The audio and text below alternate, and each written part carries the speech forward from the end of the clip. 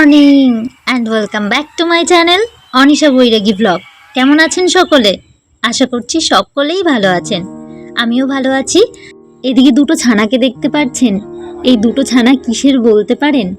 এই যে ওদের ঘর তো আমি দখল করেছি, ওরাই তো আগে এখানে থাকতো। দোকানে সারাদিন দোকানদারি করার পর রাত্রে যখন আমরা বাড়ি যেতাম বা বাবানের পাপা যখন ঘরে যেত, ওরা নিশ্চিন্তে ঘুমোতো। এখন তো সেটারও উপায় নেই, এখন তো আমরাই চলে এসেছি এই ঘরে। তো যাই হোক, ওরা আগে এখানে অনেক দিন আগে থেকেই থাকতো। দুটো বাচ্চা হয়েছে ঘুঘু পাখির, ওটা হচ্ছে ঘুঘু পাখির দুটো বাচ্চা। তো বেশ ভালো লাগছিল দেখতে। ওদেরকে নামালাম দুদিন করে, ভাবানের জন্য নামানো, ও যা বায়না করে। তো বেশ তাড়াতাড়ি বড় হচ্ছে দেখলাম ওরা। যাই হোক, এদিকে আমি সকাল সকাল বিছানাটা গুছিয়ে নিচ্ছি। বাবান উঠে গেছে, বাবানকে ফ্রেশ করিয়ে ওকে একটু দুধ দিয়েছি, ও দুধ খাচ্ছে। বাবানের পাপাও বেরিয়ে গেছে বাজারে, ও চা জল খাবারটা খেয়েই বেরিয়ে গেছে। তাই ভাবছি একটু লেট করে রান্নাটা বসাবো, ওর আসতে একটু লেট হবে বাজার থেকে। তো সেই মতন আমি ঘরের কাজগুলো আজকে আগেই সারছি। এদিকে আমার বিছানাটা পুরো গুছিয়ে নিয়েছি, বিছানাটা তুলে নিয়ে আমি পুরো খাটটাকে ফ্রেশ করে ক্লিন করে মুছে নিয়েছি, নিট অ্যান্ড ক্লিন করে। এবার ড্রেসিং টেবিলের পালা। আর তো আপনারা জানেন ওই ঘরে থাকতেও আমার ড্রেসিং টেবিল প্রচণ্ড পরিমাণে ধুলো পড়তো, আর এই ঘরে এসেও আরও, কারণ কালো কালারের জিনিসে প্রচণ্ড বোঝা যায় জিনিসটা, আপনাদের আগেও বলেছি। আর বাবানও যেহেতু আজকে অনেকটা সকাল সকাল উঠে গেছে, সেই কারণে আর কি বিছানাটা তাড়াতাড়ি তোলা।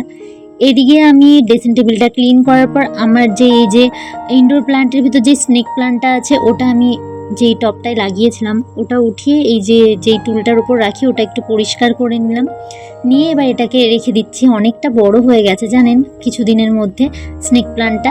দেন এদিকে কিছু জামা কাপড় ছিল কালকের ধোয়া জামা কাপড়, সেগুলিকে এখন আমি ভাঁজ করে রেখে দিচ্ছি জায়গায়। তো এই জামা কাপড়গুলো আগে যদিও বা আমার ঘরে মানে জড়ো করা থাকতো কখনো, কিন্তু এখন কিন্তু দোকান ঘরে আসার পর একেবারেই উপায় নেই জড়ো করে রাখার।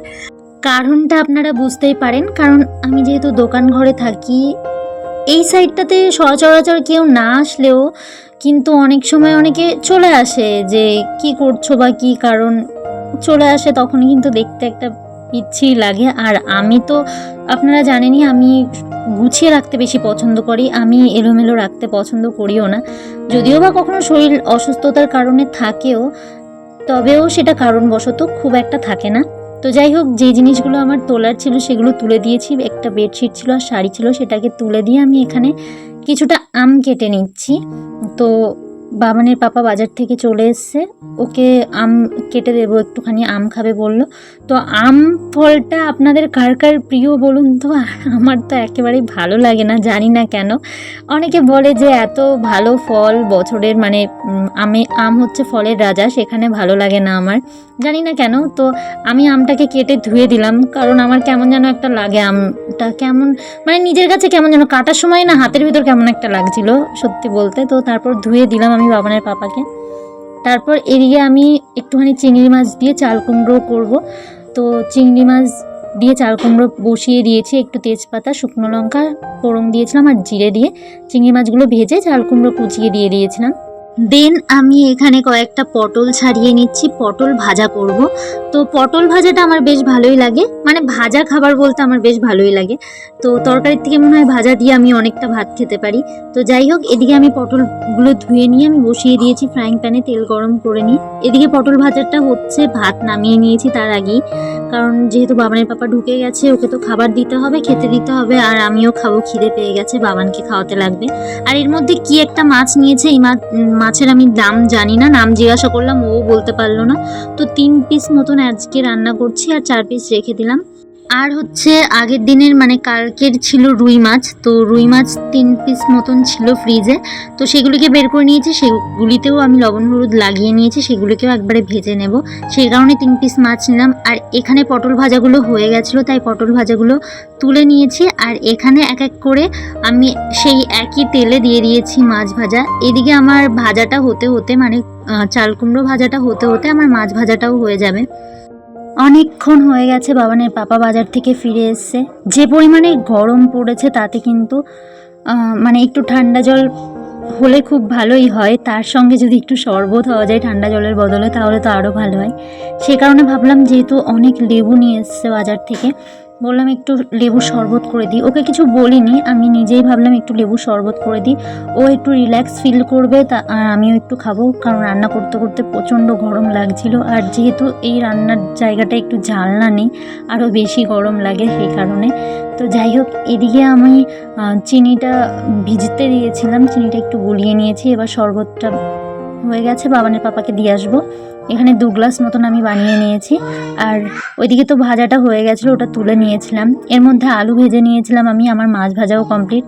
কিছুটা আদা, জিরে, শুকনো লঙ্কা পেস্ট করেছিলাম, সেটা দিয়ে দিয়েছি। দেওয়ার পর দিয়ে দিয়েছি এখানে একটু জল দিয়ে খানিকক্ষণ ফুটে আসলে আমি এখানে ভেজে রাখা মাছগুলো দিয়ে দিচ্ছি।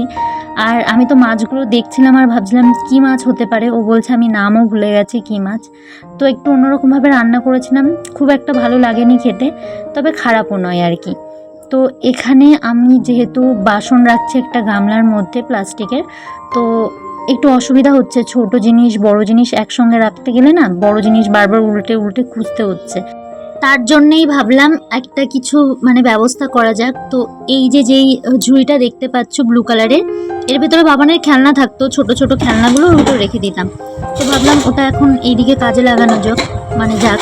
তো এর ভেতরে ছোট জিনিসগুলো রেখেছি, বাটি মানে চামচ নয়, বাটি প্লেট এইসব ধরনের জিনিসগুলো রেখেছি। আর এর ভিতরে রেখেছি থালা আর হচ্ছে তোমার কড়াই, বড় জিনিসগুলো আর কি।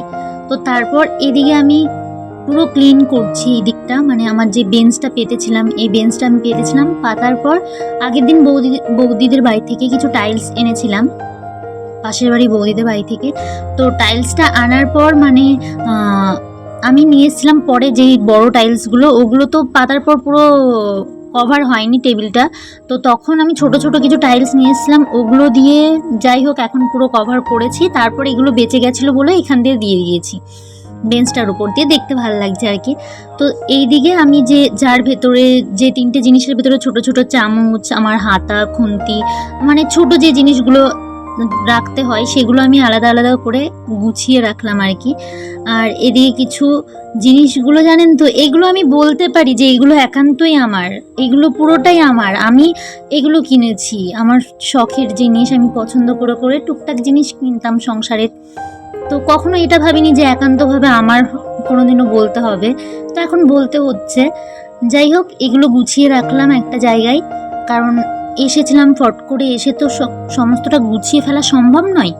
সেই কারণেই কিন্তু প্রতিদিন অল্প অল্প করে একটু একটু করে গুছিয়ে রাখার চেষ্টা করছি আর কি। গুছিয়ে ফেলছি অল্প অল্প করে, নিজের মতন করে, নিজের সংসার। তো যাই হোক, এদিকে আমি ক্লিনিংয়ের কাজগুলো করছি, আমার যে ওভেন রয়েছে ওভেনটাও আমি ক্লিন করছি। জানেন তো, এই ওভেন নিয়েও আমাকে কথা শুনতে হয়েছে, এই ওভেন নিয়েও আমাকে বলেছে তোর বাবার ঘরের থেকে এনেছিস নাকি, তোর বাবা কি দিয়ে গেছে? আচ্ছা বলুন তো, মেয়েরা যখন সংসার করে, কোনো মেয়ে কি বাবার ঘরের থেকে নিয়ে এসে তারপর সংসার করে? এই মন্তব্যগুলো যারা করে বা যারা করেন, তারা এগুলো ভাবেন না যে আমরা যারা সংসার করছি তারাও কিন্তু বাপের ঘরের থেকে নিয়ে এসে বা বাবার বাড়ি থেকে দিয়ে তারপর সংসার করছি না নিয়ে এসে। আমিও পরের ছেলের সংসার করছি, সেও পরের ছেলের সংসার করছে, এটা যুগ যুগ ধরে চলে আসছে। তারপরেও এই কথাগুলো আমাদের শোনায় বা শুনতে হয়। হয়তো বা আমি ভালো না, আমি কাউকে দোষ দেব না, আমি ভালো না বলে তাই সবার সঙ্গে মানিয়ে চলতে পারি না, আমি ভালো না বলে তাই সকলের সঙ্গে তাল মিলিয়ে চলতে পারি না। আর হ্যাঁ, সত্যি কথা বলাটা যদি ভালো না হয়, যদি প্রতিবাদ করাটাকে ভালো না হয় বা খারাপ বলে, তাহলে সেই খারাপটা আমি মেনে নিতে রাজি, জানেন। যাই হোক, অনেকটা টাইম পেরিয়ে গেছে, অনেক কথা বলে ফেলেছি, এখন সন্ধ্যাবেলা। তো আজ এসছে আমার ননদের ছেলে, মানে আমার ভাগ্নে। তো ও যেহেতু এসছে, ওর আবদার যে ও ডিমের ঝোল খাবে, ওকে বললাম চিকেন করি, ও বললো চিকেন খাবে না, ওর পেটটা একটু খারাপ, ও ডিম খেতে ভালোবাসে আমিও জানি। তো বললাম আমি ডিম করো, ডিম খাবো। তো ডিম বসিয়েছি সিদ্ধ, ডিম রান্না করব, ডিমের ঝোল করব। আর এখানে সন্ধ্যাবেলায় চা করলাম, চা খাবো। তো বাবানের পাপা খাবে আর আমি একটু চা খাবো। আর ও চা খেয়েছে ওর দিদার কাছ থেকে, তো সেই কারণে আর ওকে চা দিলাম না, ওকে বললাম, ও বলছেন আমি চা খেয়ে এসছি একটা। তো যাই হোক, এখানে দুধটা বসিয়ে দিচ্ছি, তারপর বাবানের দুধ দিয়ে গেছিলো, দুধটাও জালে বসিয়ে দিয়েছি। আর এখন হচ্ছে ডিমের ঝোলটা করব, তাই এখানে আমি ডিমটা ভেজে নিচ্ছি আগে, ডিম সিদ্ধটা ছাড়িয়ে নিয়েছি। আর এই ডিমটি দেখুন বাবার নিয়ে খেয়েছে, ও পুরো ডিমটা খায়নি, ও অর্ধেকটা খেয়ে বলছে আমাকে এটা রান্না করে দাও। তো তো সেই মতন ওর আবদার মেটানোর জন্য এখানে ডিমের ঝোলটা করছি। ডিমের ভেতর দিয়ে মানে ভেজে দিলাম, ডিমের ঝোলের ভেতর দিয়ে দিচ্ছি। ও খাবে কি না জানি না, বলেছে তো খাবে। তো যাই হোক, এদিকে ডিমের ঝোল আমার কমপ্লিট। তবে আজ ভিডিওটা এখানেই রাখছি। দেখা হবে খুব শীঘ্রই নতুন আরও একটি ভিডিও নিয়ে আপনাদের সঙ্গে। ততক্ষণ আপনারা সকলে ভালো থাকবেন, সুস্থ থাকবেন ও সাবধানে থাকবেন। দেখা হবে আবারও নতুন একটা সকালের সঙ্গে।